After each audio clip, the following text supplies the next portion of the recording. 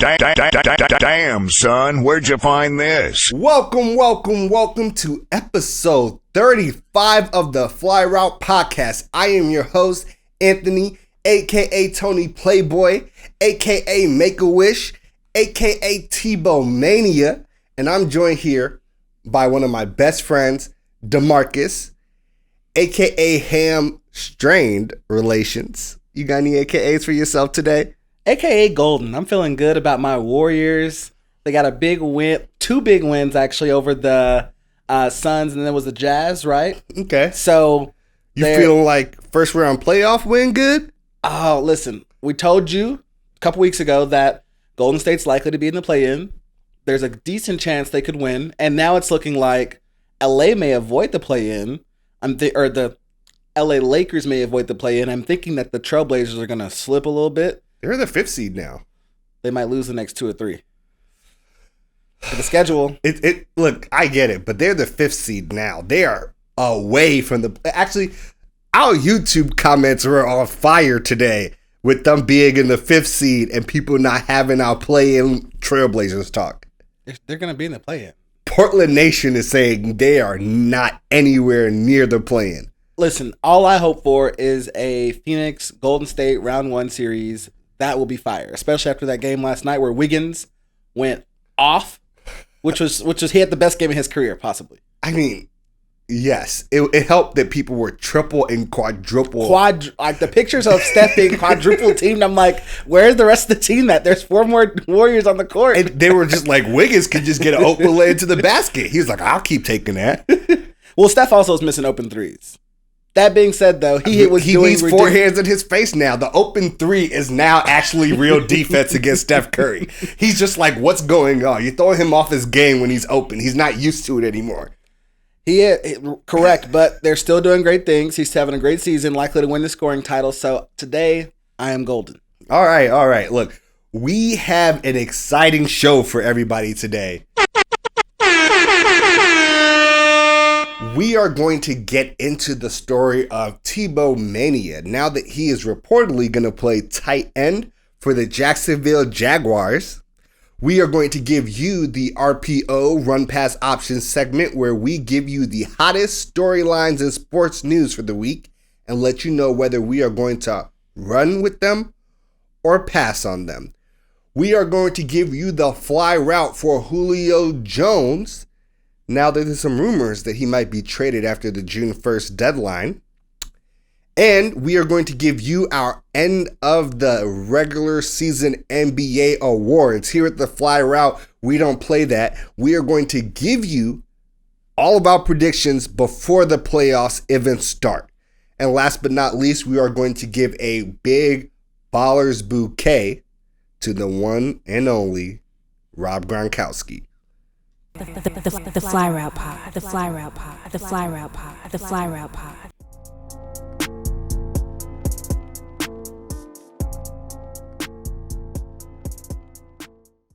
Welcome to the Tee Off. Ooh, spill that tea, sis. This is how we like to start our show off. We like to spill some tea on our favorite athletes and some of the crazy situations they get themselves into.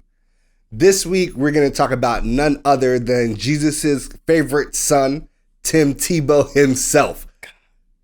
What, you got something to say? You gotta stop. Say it with your chest. You gotta stop. Stop what? The man has not played football in 7 years. All I said was that he was Jesus' favorite son. If he were Jesus' favorite son, he would have risen from the dead 2 days after his last stint leaving the NFL, not 6 years later. No. Okay, so A, he wanted to play baseball first. He did not want to play baseball. And I have a question for you, DeMarcus. Is it more miraculous that he raised from the dead 9 years after his last regular season game? Don't. Or less. Do not make the argument that Tim Tebow is more miraculous than Jesus Christ. This blasphemy. This blasphemy. I wasn't even talking about Jesus. I was just saying, is it more of a miracle that he rose from the dead 9 years later or less? I call it white privilege, not a miracle. There's a difference to this thing. Look, depending on who you ask, Jesus was white too. Now that's funny. right, let's talk about it. Everybody, if you don't know who Tim Tebow is, he is a college football legend, possibly one of the greatest college football players to ever play the game. He played at Florida, and this is very important. He played under Urban Meyer. He won 2 championships at Florida. He leads in basically almost every quarterback record in that division.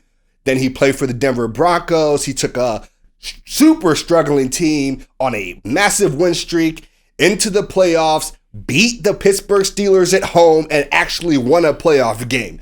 And then he kind of disappeared and had some other stops, bunch of failures, failed out, ended up playing minor league baseball for a couple of years with the Mets, trying to make it to the majors, never did. Now, fast forward 5 years later after doing that, he is reportedly going to sign with the Jacksonville Jaguars as a tight end, a position that he has never played before on, I think, any level. Nope. All right. DeMarcus has already had more than enough. Listen, some players spoke out about this, Dez Bryant included. Do you have the quote from Dez Bryant? So Dez Bryant says, so Tebow haven't played an NFL game in damn near a decade, and it's that simple. No hate, but you got to be kidding me. Honestly, and that's not it. Like, the Darius Slay from the Eagles said, it's mind-blowing to me that Kaepernick has no job, but Tebow does. Devin Bush on the Steelers said, Jaguars' decision to sign him as a converted tight end. Tebow got a job before Kaepernick. Wait till we play Jacksonville. Listen, it's not right. Listen, let's time out. We know why he got the job. You said everything you need to say in his little introduction. He won a national championship like 15 years ago. Two of them. Well, I'll say first one. If you're old enough to have seen those games, which means you're probably at least in your mid-20s, maybe early 30s at this point. This is true. Yeah. That first one, he wasn't a starter. He came off the bench. No, that first one, he was a gadget guy. Absolutely. Yeah. Absolutely that. But 15 years ago now. And so his little playoff run, he went 7-4, so not miraculous. Good record. What was the team before he showed up? He took over like 4 games in, something like that. But that's no, they were. I think if he went 7-4, that's 11 games. I'm sorry, 5 games. Okay, yeah. So they were like 2-3, maybe 1-4, something like that. Something like that. Yes. So that is actually a miraculous turnaround. 7-4 and had a miraculous play in the playoffs to beat the Steelers. Tebow time. Fourth quarter, he's like, "Hey Jesus, you got me." Redirected pass with the Holy Spirit. There's a reason they were down in the fourth quarter. I'll say that. If you remember back to those days, way back when, there's a reason. And this is okay. You kind of glanced over a couple things here. The first thing is he did have more chances at quarterback in the NFL. He had stops at the Jets and the Patriots, and I believe the Eagles. Oh, I didn't under know Chip about Kelly. So he had at least 3 more stabs at the NFL quarterback thing. The story is very well known that when he was on the way out of Denver, they asked him where he wanted to be traded. It was either go to the Jets, who are the better team, where he likely wouldn't play, or go somewhere else. I don't remember exactly where it was, but it was a team where he likely would have been able to play quarterback. Was it Jacksonville? I actually think it might have been Jacksonville. Yeah, because he's from the area. He's from Jacksonville. He turned it down. Yes. So this is not he was a talented and he's getting another shot. No, he was not talented enough to make it in the league. He could not consistently throw the ball accurately. Yes, as a quarterback. Now he is 33 years old, has been out of the league 6 full seasons, but really closer to a decade, and is going to switch positions at one of the now most athletic positions in the game, tight end, where we just saw someone like Kyle Pitts get taken, who's like 6'4", 230, runs like a 4.3. Yes. How does Tim Tebow help this team? Even if you're like, he's a great guy, he's good for the locker room, he motivates us, yada, yada, yada. Who's going to listen to the third string tight end to motivate them? Who needs that? Are you listening to the third string tight end? If your job depends on it? Look, it's not, no, but I'm also not in the locker room. Then what's he there for? We don't know yet. We haven't seen it. Why is he getting this chance when other people haven't? Who are the other people you want to talk about, DeMarcus? In fact, the worst tight end last year that got cut off of the worst team is more deserving of this opportunity than Tim Tebow. I don't even have a name. He was more deserving, though. He actually played tight end and studied the position and played last year, probably played in college, probably played in high school. Why does Tim Tebow deserve this chance more than him or more than a Dez Bryant or more than anybody who's at home? Is it really about what he deserves? Yeah, absolutely, because this isn't it. Okay, so the first thing I want to ask you is, a lot of people have been making the comparison to the fact that, similar age, Tebow and Kaepernick, not similar resumes. One of them went to a Super Bowl. Look, that's just undeniable. The resumes are not similar. One of them went to a Super Bowl as a quarterback, right? And the fact that Collar couldn't even really get the tryout Tebow got. Do you think that's a reasonable... Well, he didn't get the second, third, and fourth chances that Tebow got to begin with. Even though he was successful, had some injuries, came back, played pretty decently, and was going to play again the next year, then there's this whole controversy that happened. And that's why he didn't have a job, not because of his skill level or talent, that's the exact reason why Tebow was playing AAA baseball. And the reason he's not doing that now is also talent. He wasn't good enough to hack it. The dream is dead. He needs to move on. And this is a common media line this week, but I think everybody's right. That said it. He needs to move on. Most people's NFL dream lasts 3.5 years on average. You had a great college career. You had some miraculous things happen in the NFL. Great story. You got the pictures, the photos, the whatever you got, T-shirt, the hat from whatever, winning the division. Move on. Be a broadcaster. Live your life. What if he wants to play football? Have your beautiful wife, etc. Only people who get to play football until their mid to late 30s are people who are really good at it. He's not really good at it anymore. Look, what if God came to Tebow in a dream and he was like, now is the time. You, Urban, I heard y'all live 3 doors down from each other. It's time for your comeback. You think God came down and told Tim Tebow it was time for his comeback? From everything that I've heard about Tim Tebow, he's basically a prophet.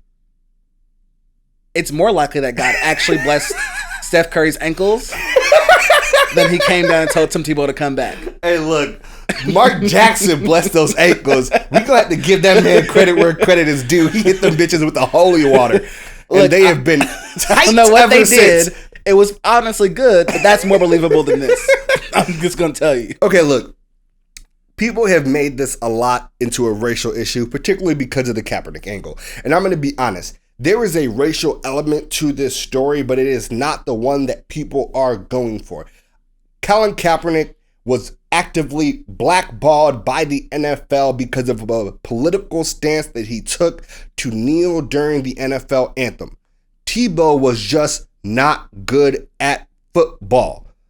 Those are two very different things, right? So the comparison is poor because people may have said Colin Kaepernick could not cut it, but we know by that fat ass settlement he got in court that was not the case. We know by the public apology he had to get from the commissioner of the NFL, Roger Goodell, that was not the case. But instead it was a systematic blackballing of him. That is not what happened with Tebow. Motherfuckers love Tebow. Still, that's why he's got this job. Exactly. Now, this is just another case of nepotism. That is really what this is. It's another case of nepotism. And this does apply in a racial lens. We talk about this. The people that generally get the positions of power happen to be white guys, right? And we know that people tend to hire people that look like them, have similar backgrounds, beliefs, and most importantly, people just hire their boys. And we know Urban Meyer gets this job, he's going to hire his boys. So the racial element of this is not that, it's racist that Tebow gets this opportunity and Kaepernick does not.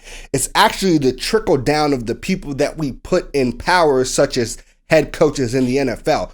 We have talked extensively on the Fly Route podcast that the NFL has a head coaching problem when it comes to choosing head coaches of color. And that is largely because The owners of these teams functionally are independent contractors, and they are mostly white guys who hire people that look like them, have similar beliefs and backgrounds. That is the racial element of this story. That's just plain nepotism. There ain't nothing to do about that. If Tebow wants to play fucking football and he has the connections to get the opportunity to play football, I don't think it should be beholden on Tebow to deny himself that opportunity if that's what he wants. Y'all say give it up. Look, Urban Meyer wants to hire his boys. Most people that get into that position of power want to hire their boys. It's not a matter of if he can get hired, it's if he should be. And if he should accept it. Because even from the Tebow angle, personally, what does this look like to peers of his who either were in the league, like the Pounceys, who I believe, or he played at least one of them, or someone else, right? It looks like he's holding on to something that's not there anymore. He looks desperate. Yeah, that's not a great look. Like, he could go, this is not about money, I don't believe. Tebow, I am sure, had made plenty of money. He was a first-round draft pick when he came out. Did a little guest commentating on Fox or ESPN for college football, could easily go back and get a commentating job. Everyone loves the guy. He's a great public speaker. He's motivational as hell. This ain't about money. This is purely about his desire to play and being delusional enough to believe that he still can. And Okay. Urban Meyer should have been a good friend and been like, bruh, love you. I'll hire you as a coach. You can work for the team. You can be a consultant, do whatever, but I can't give you a roster spot. Not just because he doesn't deserve it, but because what does that say to the other 50 some odd guys in the locker room who have worked super hard to get where they are and he hasn't? What does that do for Urban Meyer, a brand new NFL coach, being able to gain the trust of his other veteran players? So I agree with that claim, like that statement. A lot of people have mentioned that it is something that could hurt his credibility in the locker room. And this has Chris Doyle written all over it again. For y'all who don't remember who Chris Doyle is, Chris Doyle was a former strength coach for the University of Iowa's football program. Urban Meyer then tried to hire him on the Jaguars. There was a ton of backlash because Chris Doyle was dismissed from Iowa for basically being abusive to players and making racially insensitive remarks. And if that happened at Iowa, you know he was doing something extra wild. But he forced it through anyway, through everybody's, questions, concerns, etc. And ended up causing a massive meteor storm, and Chris Doyle ends up having to resign later on. This feels like we are replaying the same scenario with Tim Tebow, but Tim Tebow has basically never done anything actively controversial ever. Besides Except for try to Love play Jesus. football at 33. Well, loving Jesus was controversial for him for a little bit. People were like, he should stop talking about Jesus so much. And I'm like, I don't have a problem with that. That's his thing. If that's not your thing, ignore the dude, keep it moving. But yeah, he should just move on. Look, I hear you. Now, what if Tebow actually ends up playing and being decent? Still wrong. Do you think Tebow actually takes any snaps at tight end like that? He's not going to block. He's never blocked in his life. From what I understand, they're going to have him some gadget plays, some packages where he's kind of like a H-back, where he comes out of the backfield and he's run some short routes and maybe catches the ball. I don't know. Will he start? I think definitely not. Will he take any snaps at all? I'm sure Urban's going to throw him a few snaps here and there in the game, but I don't think any extensive playing time. I think, like we have alluded to, he's there more for motivational purposes and team building than anything else. Ironically, I think that's what he hurts the most. Okay, I just want to hear from all of our listeners. What do you think about the Tim Tebow signing? Hit us up in the comments. If you're listening on YouTube, just comment below. If you're listening on Spotify, Apple, etc., get us at Facebook, Instagram, etc. And that was your tee off. Ooh, spill that tea, sis. Spill that tea, sis.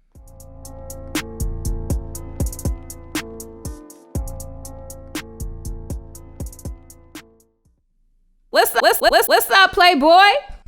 All right, let's get into the RPO Run Pass Options segment where we give you the biggest storylines in sports news for the week and let you know whether we are going to run with them or pass on them. All right. You can take us away, DeMarcus. So I'm going to go ahead and hit you with the Justin Fields questions. I know they're coming for you. He's the new quarterback for your Chicago Bears.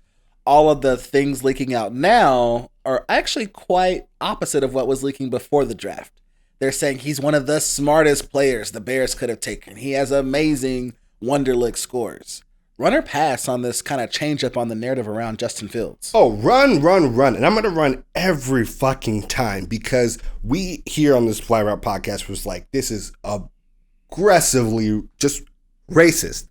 Period, point blank. It's the thing that they do to devalue black quarterbacks in the draft process every time. Questions about their ability to read defenses, process plays, understand the playbook, etc. All of that is always used as a way to knock black quarterbacks off of their well-deserved pedestal.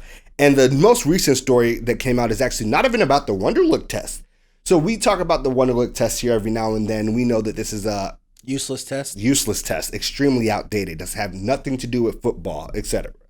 Right? This is actually a test much better than the Wonderlic Test, and it shows how ridiculous all the rumors about Justin Fields' football intelligence really was.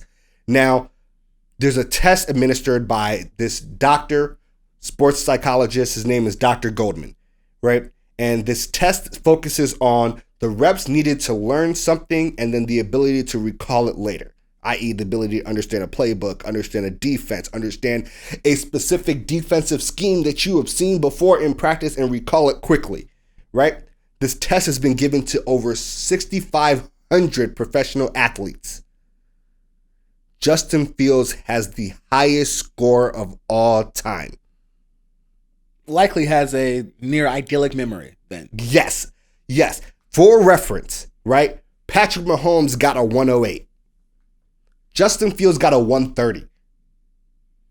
Well, to be fair, Mahomes did say he just learned how to read defenses last year. It's not about defense. It's about the ability to take information, right? How many reps it takes you to learn something, how quickly can you recall it, right? Because reading it, like, they're not challenging you to read this specific defense. They're challenging you, how do you process information? Memorize plays, I guess. Yes. Okay. Memorize the playbook, memorize a play that you've seen in practice, watching film, recall it, what to do in that situation, right? So it's not like, can you identify the Mike linebacker, right? That's not what they're asking you. That's easy. Right? But that's not what they're asking you, right? They're asking you, we show you the scheme, how many times do you need to see this scheme to memorize it? How quickly can you recall it when called upon? This is actually a great story because Matt Nagy says that, like, right before the draft, after his conversations with Justin Fields months ago, he asked Justin Fields about like a play design that he talked to him about, and Justin Fields recalled it perfectly to him on the spot.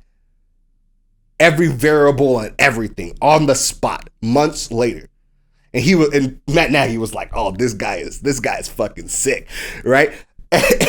Reasonably so. So this was just crazy to me because where do we get the rumors from that, this guy not super smart, can't process defenses, can't get through his reads, if this is the score that he got on the aptitude test? How do we explain that? Maybe it was the Bears. You think the Bears leaked it to get him to drop? Would you put it past the NFL team to do that? I would put it past us. You don't think you're smart enough to do it? That's really what it is, right? Yeah, I ain't lying to you. I won't even lie to you. By how scared you saw me during the live draft when I thought there was a chance that we might take Mac Jones over him. Like, we're the same people that took Trubisky over Deshaun and Mahomes, right? So, like, if you're telling me Bill Belichick did this, I'd be like, oh, okay, I can see that. Yeah, Billy B, cerebral, right? But no, I'm not putting that to the Chicago Bears. Okay, I'm going to move on to something a little bit different real quick. The Kent Bazemore-Bradley Beal beef. Like this, I was loving this. So Kent Bazemore came out. He was being interviewed, interview presser you do before games, and he was speaking on Steph's greatness, right? Steph had just scored 49 in 29 minutes or something like that, something crazy.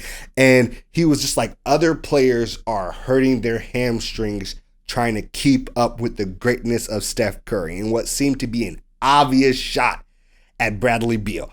And Bradley Beal then proceeded, Bradley Beal, his sister, his wife, basically the whole Beal family started roasting this man alive on Twitter.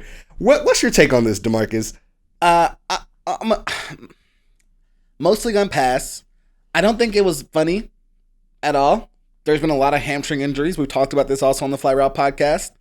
I don't think it's because Bradley Beal's overexerting himself. There's a lot of reasons why there are more hamstring injuries in the NBA this season. We've had KD and James Harden and Bradley Beal and all kind of guys have random soft tissue injuries, as we like to say.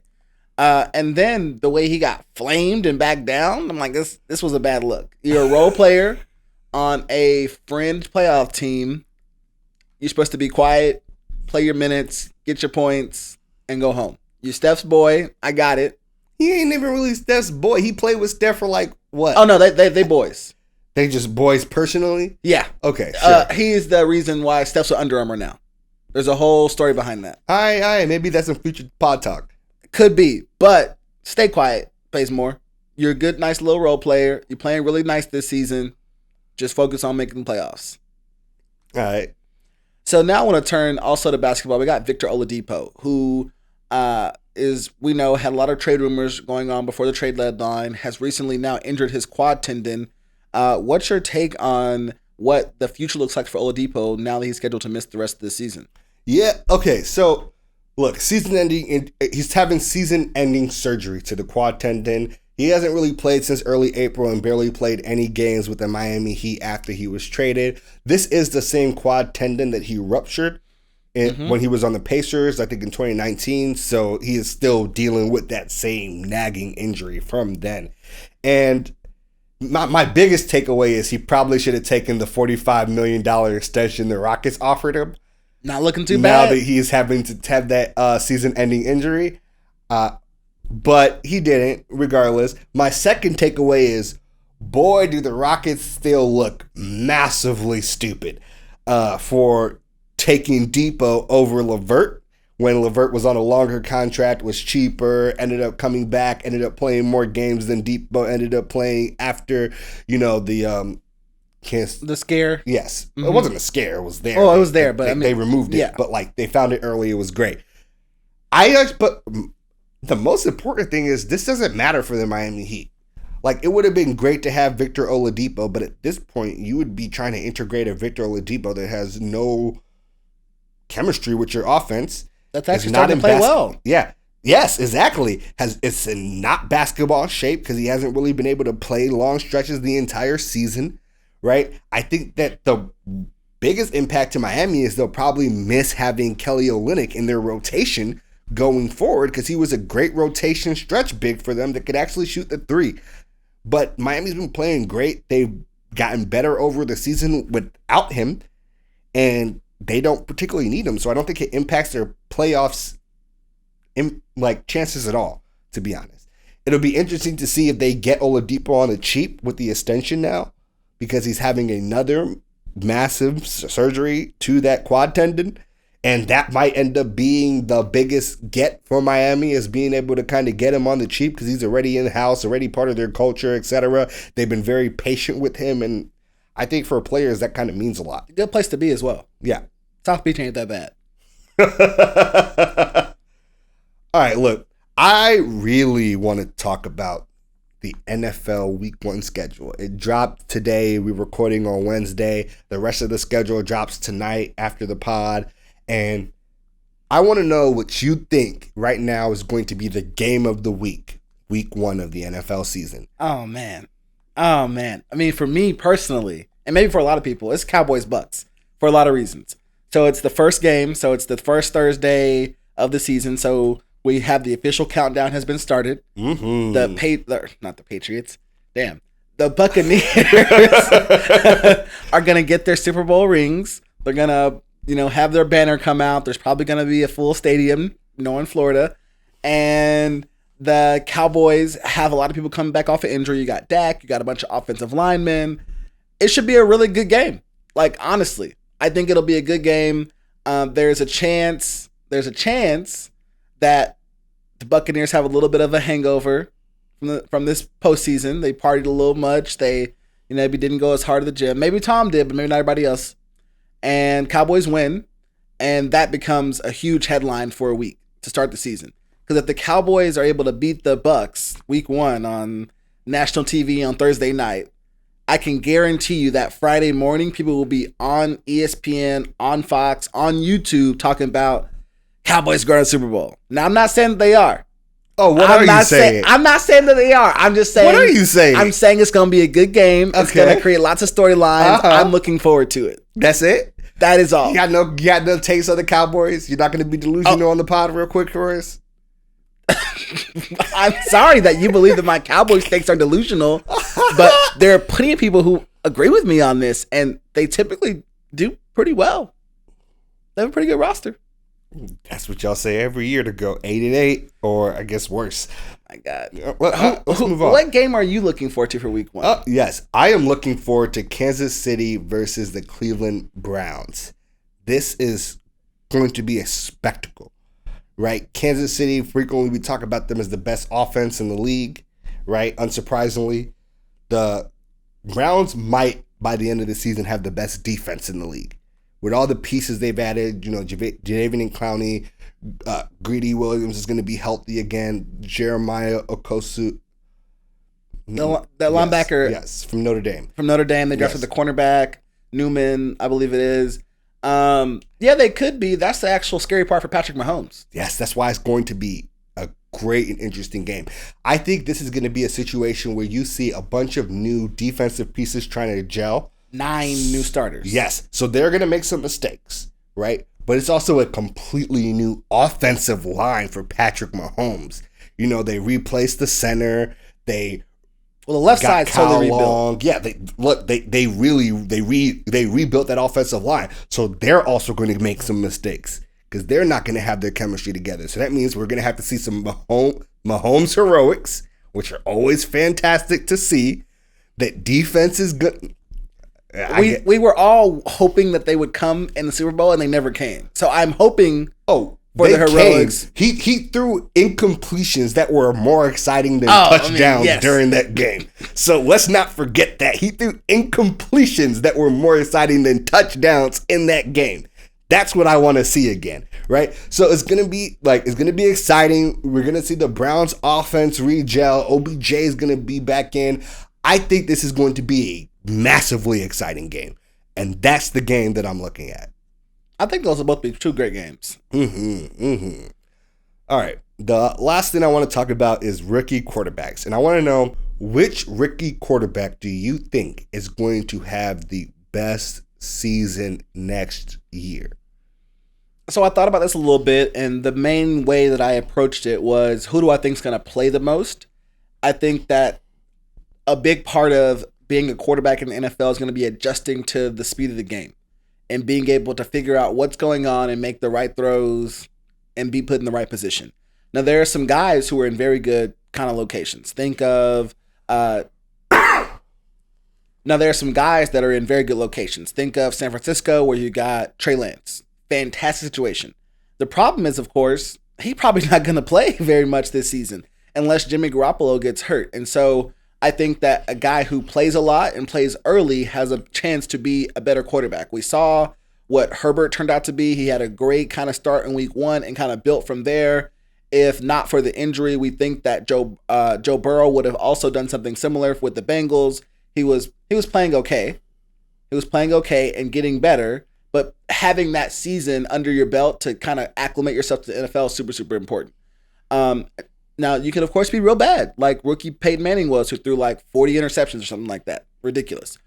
Or you could end up being really good, like a rookie Cam Newton, who came out week 1 and threw for like 400 yards and 4 touchdowns. I think that quarterback who's going to be out there all the time is Trevor Lawrence. I think he's going to be good. I think he, based on college exposure, the kind of offense he was in, and the defenses he saw, is the most NFL ready. I don't think Justin Fields plays from week 1. I think they start Andy Dalton God. for at least 4 to 6 weeks, I would think. Hold your fucking horses. I agree, and I hope you are right. But God, the amount of people saying Justin Fields should be the week 1 starter in Chicago that's dumb. Makes me want to vomit. Yeah, that makes no sense. Mac Jones is behind Cam Newton. I think Bill Belichick is an old school kind of head coach. He's going to make that quarterback sit and wait. And then the 5th quarterback, Zach Wilson, and he plays for the Jets, so I don't think he'll be very good. just by the very nature of the fact that he plays for the Jets, he cannot be good, is what you're saying. And he looks like he's 12, maybe 14. I like how you're not like, the Jets are bad, so he will be bad. You're just like, he was drafted by the Jets. He cannot be good. He has to be. Listen, if he turns out to be good, he'll be a surprise to me. Jets fans, hit us up in the comments. Tell me why I'm wrong. I don't see it, but, so I'm going with my bets on Trevor Lawrence for those reasons. Okay. I will say all smart money is with DeMarcus on Trevor Lawrence. Like, I will not doubt it. No. But I honestly think that it's going to be the quarterback that starts midway through that actually ends up being the most impressive, because they'll come into a more solid situation, a better team around them, and just probably also overall have more time to prepare and get ready. Like, they're going to toss Trevor Lawrence into a fire with a first-time head coach on the professional level at all, on the worst team out of all the teams that we've talked about outside of the Jets. They play the Texans twice a year. They'll be all right. Really? The Texans have maybe the worst roster in the league right now. Okay. Those 2 games, they're gonna make him look real good. Yeah, for 2 out of the 17 games. That's really. Colts defense might struggle. That's 2 more games. Why? Secondary is a little wobbly. Okay, but their pass rush is fantastic. It is. The best way to cover a poor secondary is a really good pass rush. Their schedule shouldn't be too difficult. No, they were terrible last year. Now, I'll say, though, based on your theory of the guy who starts midway through, the guy that's most likely to do that is actually Justin Fields. Hey. Go ahead. Do your little thing. Just do your thing. Okay. Look, I do think it is the guy that gets to start halfway through. So I'm telling you that it's most likely going to be a Mac Jones or a Justin Fields type of guy. The guy that doesn't start until the offensive line's already gelling and already together and already figuring each other out. So he's probably under less pressure when he plays. The guy that has a lot of time to adjust to the speed of the game, to study the playbook, to get reps in practice, and comes out midway through the season, kind of how they like put Tua out. So most of these coaches will probably do the thing where they'll find the soft spot of their schedule, right? I'm not saying, look, Tua also went 7-4, be clear. I get that we have a lot of down ideas about Tua because he was pulled so many times, right? And I don't see Justin Fields being pulled for the backup many times once he gets in. I do see Mac Jones being pulled for Cam Newton if Bill Belichick is unhappy. Like any game, he's just like, yeah, nah, take a seat, buddy. Like, we saw him do it to Cam for a person who he knew couldn't play. Well, he's from the Bill Parcells tree, and we've known that. Well, that's how Tom Brady got his job. Guy got hurt, Tom came out, and the guy never got back. Drew Bill's Bledsoe. gonna go with the good guy. Yeah. He's like, you weren't doing it, you weren't getting it done anyway, so let the new guy do it. Yes.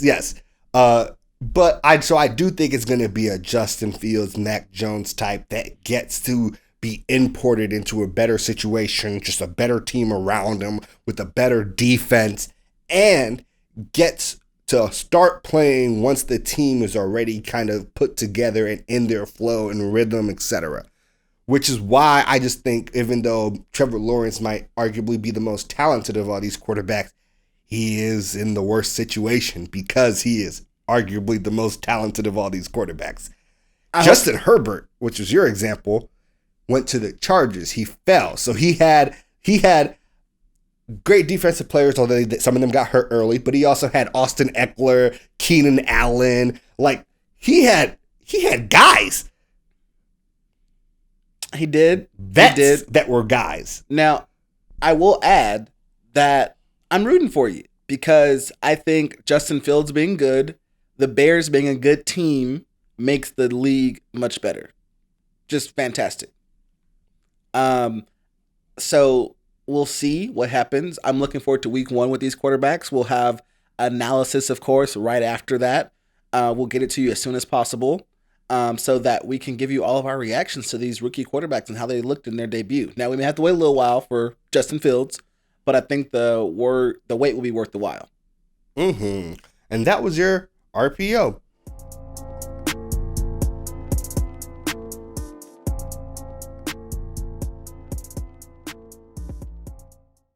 Y'all is Tony Playboy.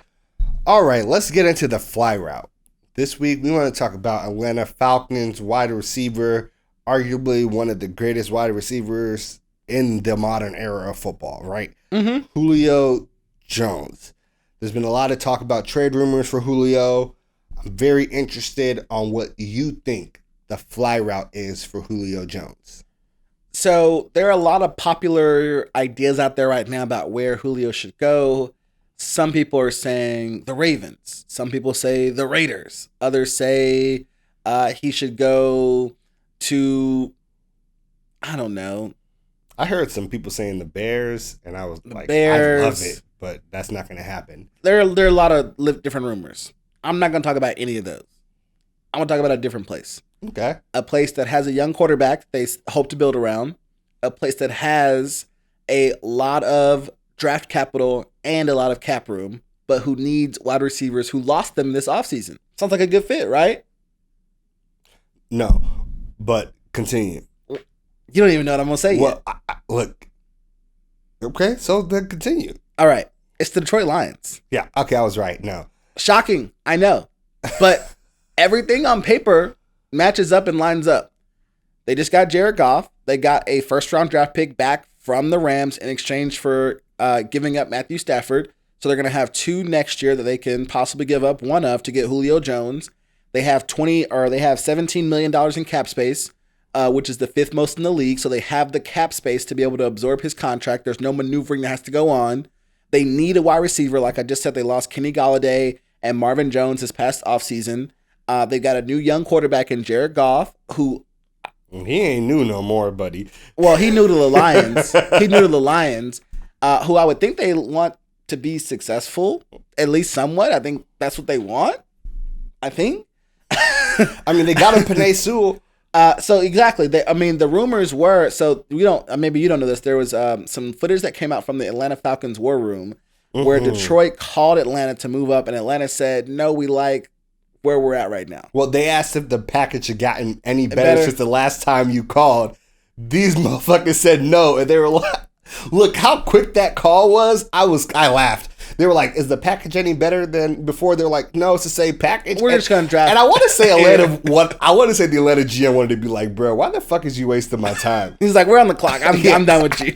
I've been said no to this shit. So I think they were actually moving up to draft Kyle Pitts.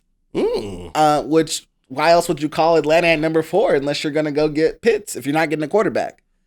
And because you got Penei Sewell at 7, and you couldn't have thought that he was gonna be taken before then, could you? But also, if you wanted a quarterback, you wouldn't have moved up because Atlanta was reportedly not going to take a quarterback, and nobody in between you and Atlanta. So it has to be Kyle Pitts. Yes, I agree. So they obviously wanted a top flight receiver. They didn't get one of them. Atlanta got Kyle Pitts, but maybe they can get the guy that Kyle Pitts is going to basically replace in Atlanta, which is Julio Jones. I think it all makes sense on paper based on what Detroit wanted before the draft, what they didn't get, their cap space, draft capital, and new kind of head coach situation. And I think they would want to succeed and want all the weapons possible. And quite frankly, they need him. It makes sense. Do it. I think it's good for Julio. He gets out of Atlanta. They feed him the ball. The reason Julio has not been great partially is because of injuries. No. You said it was good for Julio. If they tried to, if the Falcons tried to trade me and I was Julio Jones to the Detroit Lions, I would pull a Calvin Johnson, Barry Sanders, and deuce the fuck up out of here. I'm trying to be optimistic, okay? I'm trying to be realistic. Detroit Lions. Fuck out of here. So who do you think, or what is your fly route for Julio Jones? Before I say my fly route, I want to say everything you said makes sense from every perspective besides Julio Jones's. I will give you that. From the Falcons perspective, it makes sense. From the Lions perspective, it makes sense. But not for Julio. I'd be so fucking mad if I was Julio Jones. After all the blood, sweat, and tears I gave the city of Atlanta, they sent me to fucking Detroit. Why are you hating on Detroit like that? Because they garbage. And they've always been garbage. We're going to have some Detroit people in our comments now. And look, the thing about the Detroit people is they're realistic. They're not like Cowboys fans. They are not delusional. They are garbage, and they know they are garbage. They hate their own team. Wow. They started the Thanksgiving football shit just to lose every Thanksgiving. Thursday. Watch it with their families. All right, look. The fly route for Julio Jones is the Baltimore Ravens. All right? It's the Baltimore Ravens, the Baltimore Ravens, the Baltimore Ravens. I'll say it like it's Bloody Mary just to hope I can conjure it and make it come true. This is a team that is a strong wide receiver core away from a Super Bowl berth. Just 100%. Look, it's the best spot for Julio for a couple of reasons, right? A, they need a wide receiver one, right? And Julio can be that. It also is not an extremely pass-heavy team. And because Julio's thing has been a lot of injuries, right? As of late, having less reps on his body is probably a good thing. But this is also a team that wants to open up their playbook and pass more, right? And I believe them when they say that. I believe Greg Roman when he says that because of the drafting of Rashad Bateman. And if Rashad Bateman is half of what we think he can be, that receiving core of Mark Andrews, Rashad Bateman, Julio Jones, and a speedster like Hollywood Brown gives defenses the same trouble that like the Tyreek Hill, Travis Kelce combo gives defenses. Someone that takes the top off really hard, a tight end that can catch and get in the seams and play the whole route tree. But then you have Julio Jones there too. Facts. Now add the running threat of Lamar Jackson. That is disgusting. And on paper it is. On paper it is. And Julio is the best type of star receiver for the Ravens, particularly because he's not a guy, he's a very mature person. He's not a diva. He's not a guy that would be super disgruntled with not getting his targets. Especially someone that needs to probably have less of a burden on their body, not more. Run heavy offense does that for them. When it comes to Atlanta, Baltimore always has a surplus of the one thing Atlanta still needs. Strong defensive players. That's always been Atlanta's weakness. It's still their weakness. Even after the draft, they drafted on fixing, or I guess augmenting said offense that they already had that was already a strength of theirs. And between some picks and some of the excess of great defensive players Baltimore has, this can be a win-win-win. A win for Baltimore getting Julio Jones, a win for Julio Jones because at least he's not in Detroit, and a win for Atlanta who can get some strong defensive players back, and obviously the picks. So I have a question for you. Bet. Which is, how does the money work? The highest paid defensive player for the Ravens has a $13 million cap hit, right? Calais Campbell. Good player, older defensive lineman, etc. The Ravens currently have $13 million in space, and Julio's worth $22 million against the cap. How do they make it work? That sounds like it would actually work with the defensive player and their remaining cap space. Well, if you trade a defensive player, some picks, and they're what, $7 million short on free space? Mm-hmm. So a defensive player. Who? Marlon Humphrey? Who I don't think they want to trade? I mean, if you think Calais Campbell is closer to the end than the beginning, sure. He's 35, so then sure. What I'm saying is that, but then you got to have that factored into the other team's cap. That doesn't work there either, because they got to take out Julio's money and Calais' money.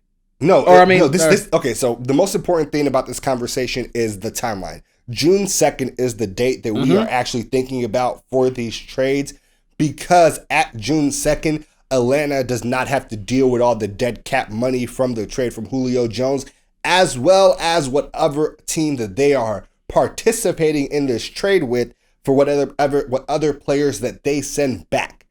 So that is very important. Thank you for pointing that out. June 2nd is the timeline for this. We will not see any movement on this until after the June 1st deadline. So think June 2nd, because this allows teams to not have to take the massive dead cap hit with the trading of these players within that season. So that would actually make the money easier to work, especially easier for Atlanta. Atlanta saves a ton. So Atlanta would save a good chunk, $15 million by moving Julio, but they'd of course then take on basically a similar amount in like someone like Calais Campbell for $11 million or someone for $7 million. Guy. Yes, I think a younger guy for like $7 million, but they need to spend that money on the defensive side because their defense is terrible. They certainly need defensive help. I don't see this trade happening on paper. This seems like some of the cap stuff could be hard to match up based on what Atlanta might want back. Because I think they will want someone younger. And I think Baltimore is very smart, actually. They're a very well-run team and will not want to give up a young asset. They'd rather give up a draft pick and someone older, or a draft pick and someone down the bench, as opposed to a really good defensive player. Here's what I'll say. You think that, but I think that like Baltimore is in this position now that they're probably willing to be more aggressive than not, because soon they're going to have to pay Lamar Jackson. Right? He's coming up. They're obviously going to take the 5th-year extension because it will be a discount for them. But after that 5th year, so after the next 2 years, they're going to have to pay Lamar Jackson. And when I say pay, I mean pay, because the scale gets increased every year. So this is actually the time for Baltimore to get aggressive, because their cap is going to be hamstrung by the Lamar Jackson contract 2 years from now. Listen, I think the strategy more pertinent is to actually do nothing now, pay him early and spread it out, but we'll see what happens. They always take the 5th-year discount. Oh, no, I'm not saying don't take the 5th year, but if you take the 5th year and then you basically do the new contract 2 years early, you get to spread out the signing bonus over more years. Okay. Which is what the problem was with Dak's contract, because they didn't do it early. And so, like, for example, he's going to count $75 million this year. Yeah, so usually what I expect them to do, because they know they want Lamar Jackson, is to take the 5th year and extend him on the 5th year instead of this year. Okay. I still don't think that can work if they have Julio and then extend him next year, but we'll see what happens June 2nd. Hit us back.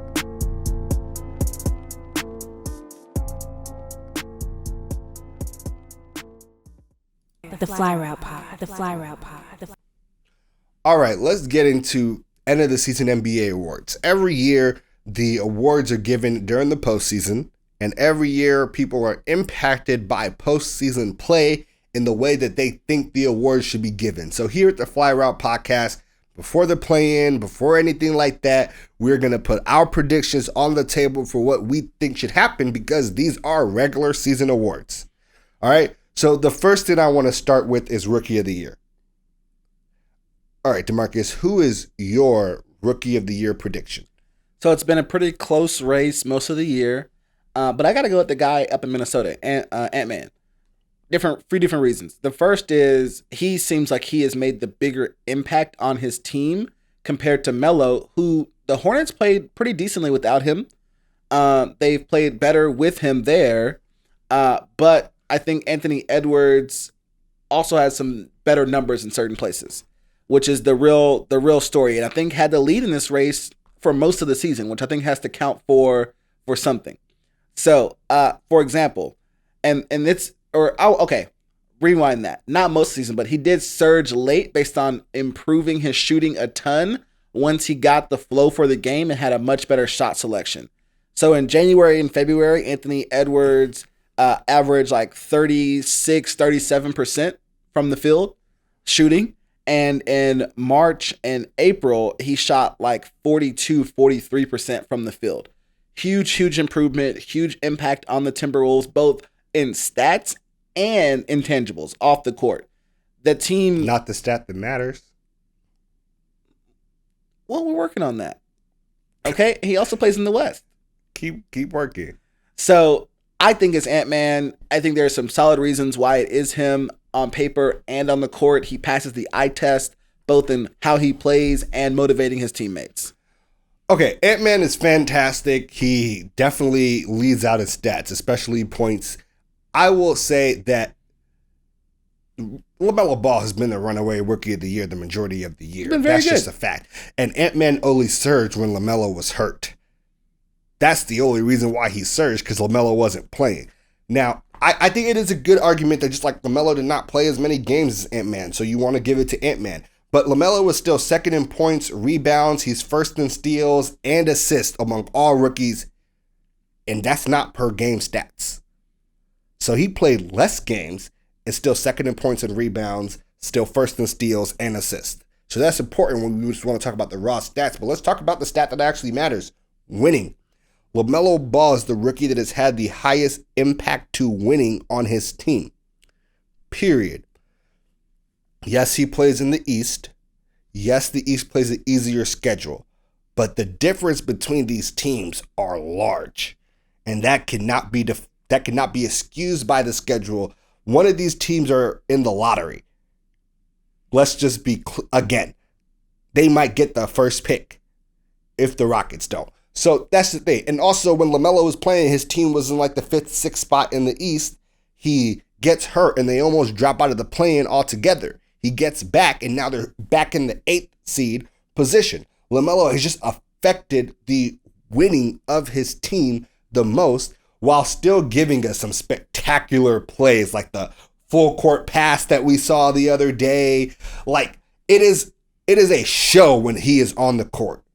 That is true for Ant-Man too. I'm not going to lie. Both very good players. I don't think either one of them winning would be a problem for me, honestly. I think, honestly, there are people and there are fans of both who think one is more deserving, but I think ultimately both would be deserving if they won it. It's LaMelo.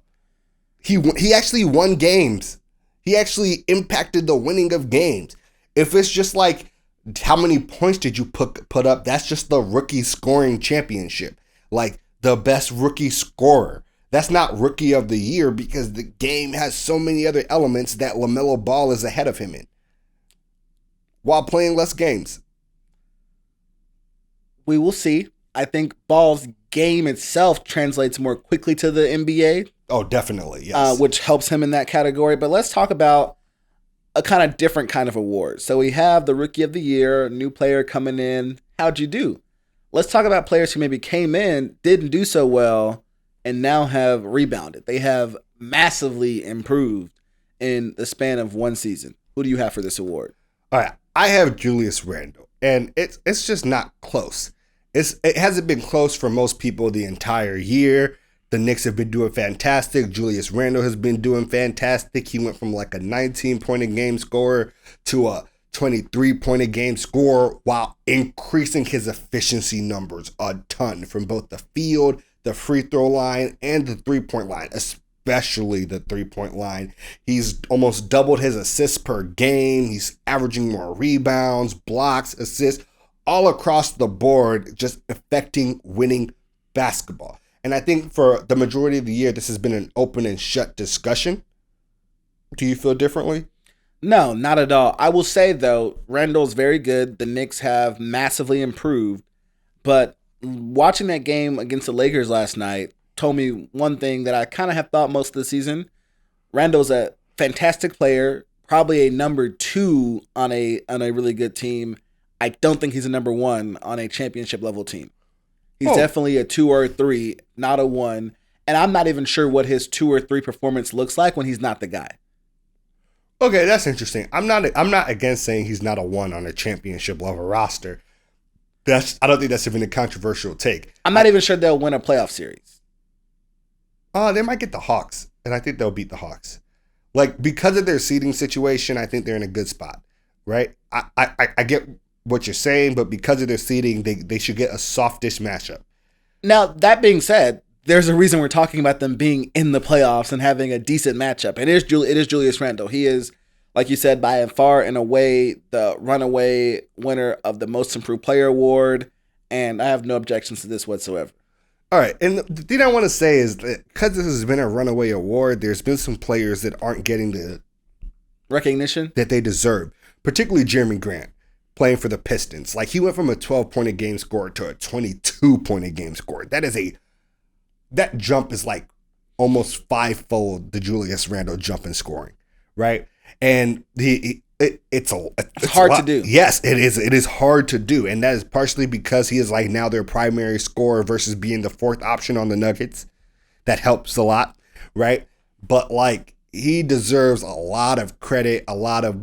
He should get some votes. Basically, is what I'm saying. He should get some votes. So should Michael Porter Jr., who basically doubled his scoring average, going from like 9 to 19. Increased his rebounds by like 3 a game, etc. Like, these are players who deserve their flowers.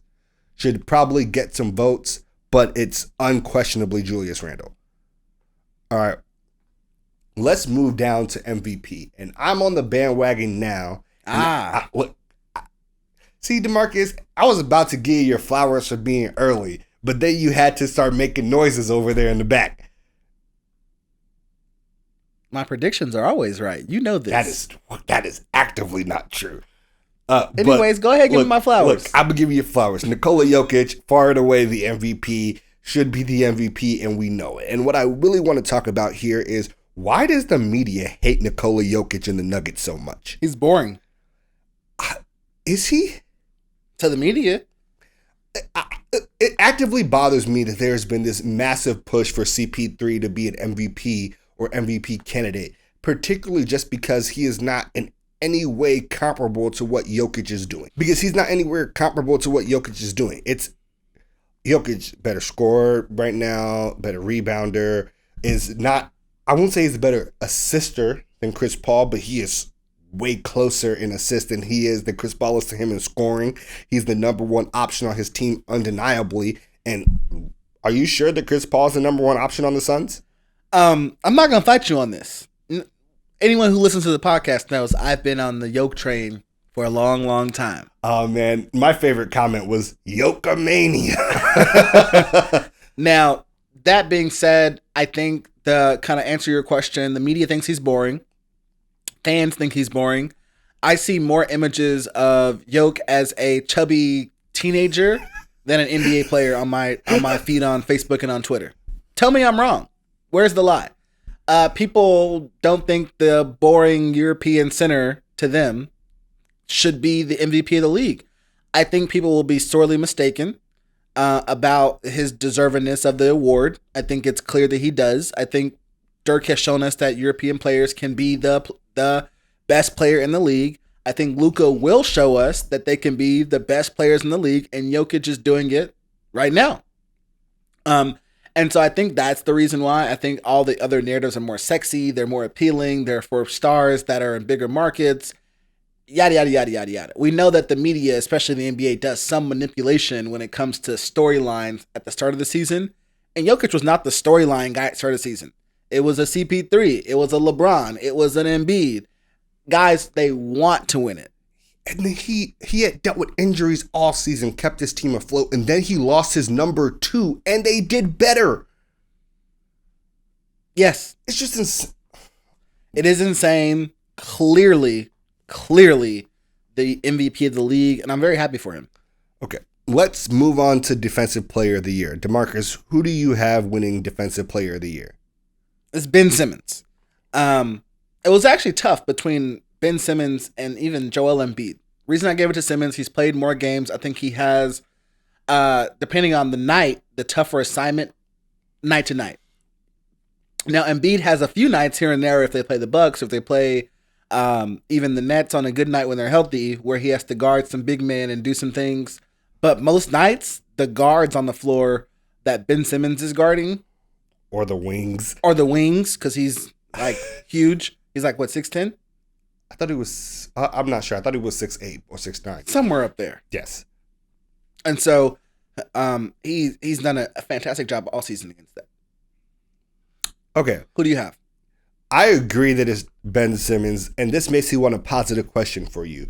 To all of our listeners, when you think of Defensive Player of the Year, I want you to ask yourself this question. Does positional defense matter? Because if it does, Ben Simmons should far and away be your defensive player of the year, right? Ben Simmons is 6th in defensive win shares. He is the only guard on the top 10 list, period. Not close. Period. Right. He's 5th in steals per game. There's not a single wing defender that's better than Ben Simmons in the league. There's not a better person that can defend 1 through 4 every night and 1 through 5 most nights than Ben Simmons. They're like, if the toughest assignment is not a center, it is given to Ben Simmons almost every single game. And that's really important because it shows the versatility of his ability to defend. Now, I have a very large inkling feeling that most people will want to give it to Rudy Gobert for the 3rd time in like 4 years or something like that. Mm-hmm. And I get it. He leads the league in defensive rebounds and total rebounds. He's 1st in blocks. He is leader in blocks per game now that Miles Turner has gotten hurt. He leads the league in defensive win shares. Like the raw numbers, if we just sit and just look at the raw stats, it is hard, nearly undeniable to not give it to Rudy Gobert. But he is useless outside of defending the 5 and defending the basket. Absolutely. I mean, we've seen the highlights of people like Steph that embarrass him. If he walks outside of the paint, he might be doing loop-de-loops. Yes. But inside of the paint, he is dominant. It is undeniable how dominant he is. So when you decide who you think Defensive Player of the Year should be, it is really, do you value versatility or do you just value the raw stats? Period. As a Draymond fan, I value the versatility. All right, let's move on to something that's going to be a little bit more contentious for us. Mm-hmm. Coach of the Year. Who you got? I have Monty Williams of the Suns for a couple of different reasons. First is he's deserving of the award. The Suns have had a massive turnaround. They were trending in the right direction last year in the bubble where they looked good. They won some games that they had no business winning. 8-0. They signed Chris Paul, or acquired Chris Paul, rather, I should say. And people had better expectations for them this season, but they have blown those out of the water. We thought, they'll be a playoff team. Maybe they'll be a 5 or 6 seed and avoid the play-in. They'll be decent. Quite possibly the best team in the West, arguably. I mean, they're 1st or 2nd going back and forth with the Jazz. Exactly. 1st or 2nd going back and forth. Chris Paul has transformed the team because a lot of the pieces are the same. The core is Aiden, and you've got Devin Booker. They added some really good veterans like Jay Crowder. Oh, yeah. Not saying they didn't, but I'm saying to have a good core, add in a big star and some veterans, make it all mesh well, and then overperform, that's coaching. That is the coach making everything work together. And I think, obviously, working with Chris Paul to do that. I think that is a part of it, sure, but I think that the Suns would have had a gigantic, enormous, massive turnaround, even have still been a playoff team without Chris Paul. It's a question of they had no chance of getting the number 1 seed without him. As a talent thing. The rest, though, is, I believe, coaching. I think he's done as good a job as anyone does in any given year in the league. They've also massively improved, and it's been relatively drama-free. That's also a part of the coach setting the atmosphere for the team. And so, for me personally, it goes to Monty Williams of the Phoenix Suns. All right, I'm with you. That makes a lot of sense. But for me, it's Tom Thibodeau for the New York Knicks. And I thought we'd part ways here, so I have a couple questions for you. Do you think the Suns' turnaround is more impressive than the Knicks' turnaround? What do you mean by impressive? Are you more impressed by the Suns' turnaround or the Knicks' turnaround?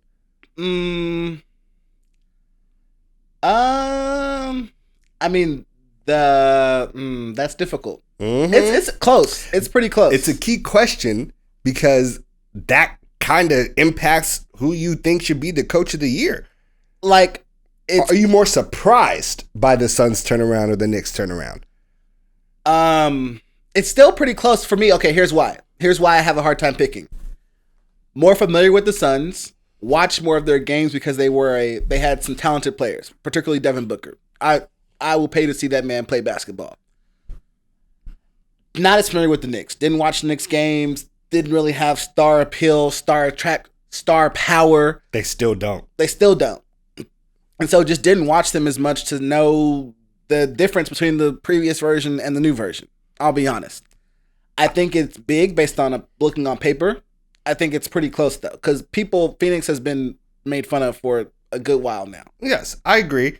The difference is Phoenix made it to the bubble. The Knicks were so bad last year, they literally did not even make it to the bubble.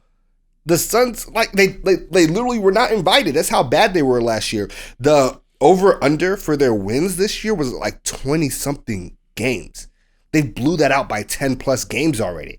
That is very important when you think about who is the coach of the year. And very important for me here is when you were talking about Monty Williams, you kept saying Chris Paul. Chris Paul added. Chris Paul did. Chris Paul made other players around him better. Even the Chris Paul for MVP narrative. All of these things should be minuses towards Monty Williams for Coach of the Year because we've seen Chris Paul do this everywhere he goes. The whole Chris Paul MVP narrative is terrible team, Chris Paul shows up, team is good. Why didn't we give Billy Donovan Coach of the Year last year for the Oklahoma City Thunder? Because we thought it was Chris Paul that did it, because Chris Paul turns around teams when he goes there, because that's what he does. Shit, it's the Knicks. Not a lot of new players. Not a lot of difference from last season. Besides what? They signed Tom Thibodeau. He changed the culture of that entire organization. He made them play defense, and he made them an actually good team. And it's not that anything should be taken away from Monty Williams. It's not that he's not great at his job. It's not that what he's done has not been impressive. It's not that he doesn't deserve his flowers. But the level of difficulty to fixing the New York Knicks is insane. It's just insane. We saw, Monty Williams is great. It's not like the Knicks got to add a Chris Paul. They didn't get to add one of the greatest point guards of all time. The Suns did. You've set up your argument as such that in order to beat back my argument, I have to deny Chris Paul's greatness, and I will not do that, so let's move on. All right, facts. 6 men of the... Look, you ain't wrong. I gotta appreciate what it is. If you're like, Chris Paul's so great, that's why he shouldn't get it. I'm like, okay, Chris Paul is really good. I'm not gonna argue too much with you on that. All right, 6 men of the year. This was interesting for us. This is interesting because the race is really odd this year. I looked at our picks before the pod started, and it's funny that we picked 2 people from the same team. Which tells you a lot about both guys and this team. So, kind of blending the two real quickly, the other consideration I had for Coach of the Year was Quinn Snyder. But fantastic. For obvious reasons. Because we both picked players from the Utah Jazz. Mm-hmm. For different reasons. They do different things for the Jazz, but both come off the bench and mesh really well. Whatever Quinn Snyder is doing, whatever's in the special juice, the Kool-Aid, is popping. So I picked Joe Ingles for 6 Man of the Year. So he comes off the bench for Utah a good amount of the time, but also when players get hurt, he's usually the first guy off the bench as a starter. Mm-hmm. So he splits time as a starter and 6 man. His numbers as a starter are better than his numbers as a 6 man in similar minutes, which is the whole thing as well. But I think importantly, Ingles does a little bit more of the dirty work on the court than some other people on the Jazz who you're going to talk about in a moment here. He plays a little bit more defense. He's going to get some more rebounds. He's a better shooter, but takes less shots, at least from 3, based on the statistics. You're going to talk about Jordan Clarkson. Yes. Jordan Clarkson shoots like 9 threes a game. He should not be shooting 9. That man has the torch on him. It is lit. Yeah, he shoots 8.8 a game and I think makes like 3. Which is solid. That's like 30%, but Ingles is like a 40% kind of guy from 3. But he's only shooting 3 times a game. I think it should be Joe Ingles. I think he does a lot more dirty work. I think Ingles is just as important on the offensive end for spacing on the threat of the 3 because he's more likely to make it than Jordan Clarkson. Jordan Clarkson is also just more likely to take extremely difficult threes. I guess that's a part of it. Shot selection is a problem with Clarkson sometimes. I wouldn't even call it a problem because they don't mind him taking those shots because Jordan Clarkson, this is the thing about it for a 6 minute, on any given night, he can go off for 40. He's done it multiple times this season. He's a scorer. And I won't deny that. Punch off the bench. Won't deny that. My argument for Ingles is just that he does a lot of things that don't show up in the stat sheet. A lot of little things, a lot of dirty things, and still puts up, 12 points when he comes off the bench or something like that. Jordan Clarkson is putting up 17.3. He has the better numbers on paper. I am giving you that argument. Career I have conceded points, that argument. Rebounds, and assists this year. I am saying Ingles does other things for me that make him the better 6 man of the year selection. But make your case. He's more complete. He's more. Yes. I think I've made my point in the middle of your point. I'm not gonna lie. Ingles is a more complete pick. It depends on what you are expecting from your 6 man. And generally, when I think of the 6 man of the year award, I think of the guy that comes off the bench. That's the spark that gives you. You're thinking an of Jamal punch. Crawford, Lou Will. Well, there's a reason why Drake has a song called 6 Men like Lou Will, right? Jamal Crawford was nasty too. I'm just saying, there's a reason why the two most synonymous names with the award are kind of the archetype of how I understand it. You're not wrong.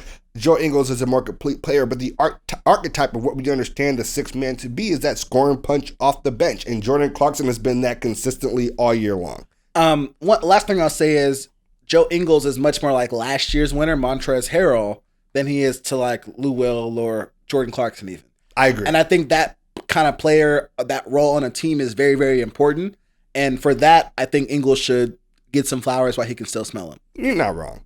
You're not wrong at all. Speaking of which, I mean, that probably puts us into our Ballers Bouquet. That does indeed put us into our Ballers Bouquet for this week.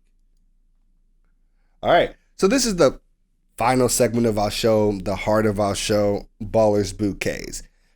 Too frequently in the media, athletes only get attention for the negative things they do and none of the positive things they do. Here, we like to make a change. We will indeed. We're going to talk about a player who doesn't normally get this kind of recognition. We're going to talk about former New England Patriot and current Tampa Bay Buccaneer, Rob Gronkowski. I'm not going to lie to you. I forgot to put this in here, but now we got it.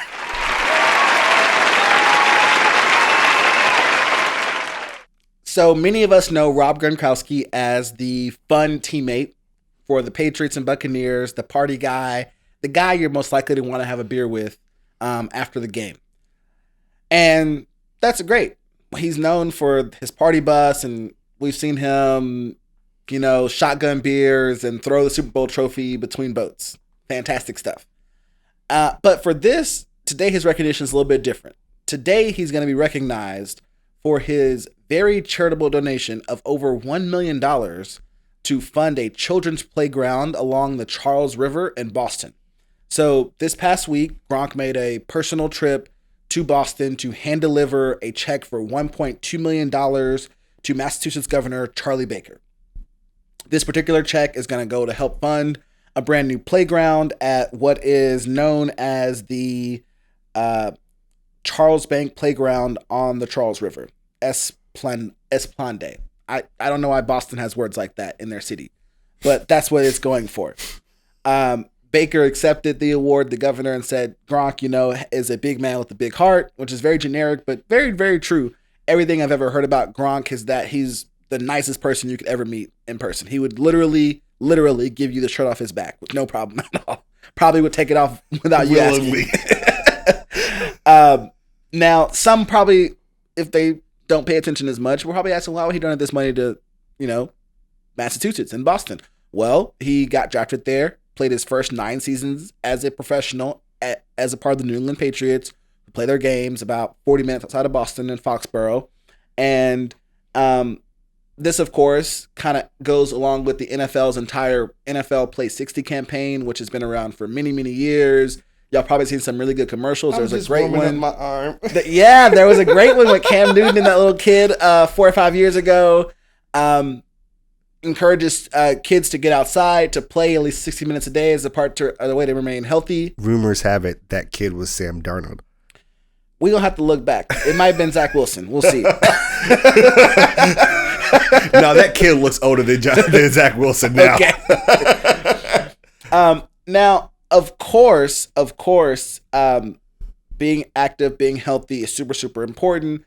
Now more than ever, and parks are more important now more than ever. Most students, most children spent the better part of the last year either inside because their parents were afraid of coronavirus, reasonably so, during online school on a laptop, either part of the year or most of the year, and likely has not seen people or hugged people or ran a ton in the past year. Now, that means that in America right now, it's May, starting to warm up. People are going to be going outside, going to parks, going to trails, etc. Both because they've been stuck inside all year. They've been vaccinated. It's now warm. Let's do it. And so I think this donation is all the more important. Many of us did take advantage of parks, trails, etc. So this past year, many of us took advantage of parks and trails, etc. as we tried to find some reprieve from our homes during the initial part of the quarantine. And as a result, those parks, trails, etc. now need our support more now than ever. Both as a way to stay healthy and active, as a way to support great mental health. Being outside in green spaces is great for that. And, it's good for the kids. And, around here, we love the kids. Mm-hmm. So, if you love the kids, if you want to go out and do something to help the kids, to help us, to help you, help the future, go out. You can do one of two things. So for those of you who live in Texas with us here at the Fly Route Pod, you can go ahead and donate to the Texas Parks and Wildlife Foundation. This foundation helps maintain Texas state parks so people can visit them year round. If you don't live in Texas or don't want to donate to Texas for whatever reason, I get it. Texas can be a little bit problematic sometimes. You should donate to the National Parks Conservation Organization that lobbies the federal government to maintain and fund our national park system that is also open year round to visit. And quite frankly, you should, I should. I want to go to Big Bend. You were in Big Bend. It's in West Texas. Didn't even know it existed until Didn't know it existed. Well, you've heard of Yellowstone, right? A national park between Wyoming, heard of Yellowstone, yes. Montana, etc. Would like to go there as well. It's just white people walking. Oh my God! See, this is the problem here. Is black people think that outside is for white people? That's not what I said. That's not what I said. You said white people walking around. It's just white people walking. That is hiking at the park. It's just white people walking. It's exercise. You should go do it. Okay, sure. We should all go hiking more. Okay, between the two of us, I went hiking last. Yes. And I can tell you from my personal experience, it's white people walking. Oh my God. That was this week's Ballers Bouquet. You should donate to a national or local parks organization. We hope that you go out and enjoy some sun this spring and this summer. We will see you next week. We drop every Friday here at the Fly Route Pod. What's up, Playboy? All right. That is it for episode 35 of the Fly Route Podcast. As always, we want to thank each and every single one of you for rocking with us this week, whether you're watching us on YouTube, whether you're listening on Spotify, Apple Music, etc. We appreciate all of you all, and we always want to hear your feedback. Stay in our comments. Let us know what you're thinking. And of course, we always want to hear what you want to hear on this podcast. Send us an email, theflyroutepod@gmail.com, Facebook message, Twitter message, Instagram, etc. All of it is the Fly Route Pod, one word. We're trying to hear what you all are thinking as we enter our next football season. Well, this is now more important than ever because the next few weeks in sports are going to be jam-packed. We have the rest of the NFL schedule release. We have the play-in for the NBA. We have the playoffs for the NBA. We have all kinds of stuff happening. So please let us know what you want to hear. We need help choosing between all these great sports topics. We'll see you next Friday. Make sure to hit that like and subscribe button. The Fly Route Pod. The Fly Route Pod. The Fly Route Pod. The Fly Route Pod. We want to thank you all for taking the time out of your day to listen to this video. Did you know that this video is part of a larger Fly Route podcast? Look us up wherever you watch podcasts. We are on Spotify, Apple Music, everywhere. Take the time, subscribe. We appreciate you. While we have you here, don't forget to like this video and hit that subscribe button. And while you're at it, don't forget to hit the notification bell. Otherwise, you will miss some of our YouTube videos. That's just the way YouTube works. And don't forget to follow us on Facebook, Twitter, and Instagram at The Fly Route Pod.